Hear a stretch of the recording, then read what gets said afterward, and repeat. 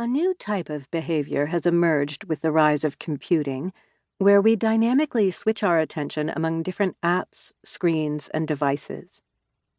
As a research scientist, I have been fortunate in that I have been able to watch and empirically track this pattern of attention switching. And with it, stress and exhaustion build up. Over the last 20 years, as we became more reliant on our devices. Simply put, our use of personal technologies affects our ability to pay attention. What I have seen is that in the last 2 decades, human minds have collectively undergone a striking change in how they focus on information. But I have also seen how stress is associated with attention switching. We need to take this seriously, as the World Health Organization identified stress as a health epidemic of the 21st century. At the time of this writing, the world has been struggling through a pandemic, people are spending more time than ever on their devices, and stress has increased. I am, by training, a psychologist, but I almost didn't become one. The microbiologist Louis Pasteur wrote that chance favors the prepared mind. And it was by chance and with a mind open to opportunity that I entered this field. The truth is, I started out as an artist and never thought I would do anything else. I studied fine arts at the Cleveland Institute of Art, specializing in painting and drawing. I was deeply entrenched in abstract expressionism. So deeply, in fact, that years later, when I read the notebooks that I kept while painting, I couldn't make sense of them. The writing was too abstract from my current perspective as a scientist. After graduating, I received a fellowship from the British Arts Council and went to London to paint murals. But during that year, I experienced the reality of how difficult it was to make a living as an artist. I also learned that one recent talented art school graduate was now studying to be a dental hygienist to make a living. A fine profession, but not one that requires years of art training. I had also heard that another artist I knew was working as an elevator operator.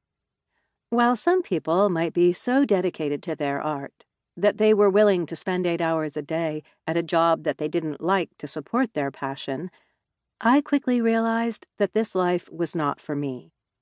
Fortunately, I was also good at math, and I knew that it was a lot easier to make a living using those skills. This is how I ended up at the University of Michigan pursuing a master's degree in statistics, which would pave the way for me to study psychology and computer usage. But at the time, I just needed to work. And so I applied for a research assistant position with Manfred Kochen, an information scientist. When I came into his office for the interview, Dr. Kochen asked me, "Can I code?" No. Do I know fuzzy set theory? No. Do I know network theory? No. I picked up my backpack and started to walk out of his office. Dr. Kochen then called after me, "Well, what can you do?" I turned around and told him that I could paint. He told me to come back and sit down. Dr. Kochen told me that before getting his PhD at the Massachusetts Institute of Technology in Math, he took classes at the Art Students League in New York. We then talked about art for 2 more hours. Finally, he said to me, "I have a grant to study the discovery process. Do you think you could work on that?" With the arrogance and naivete of youth, I told him most certainly I could. I knew how artists made discoveries. I just needed to find a way to describe it in scholarly terms. I dived into studying cognitive psychology, and that work eventually grew into a paper presented at a conference. I became immersed in the world of psychology and information science, ultimately getting my doctorate at Columbia.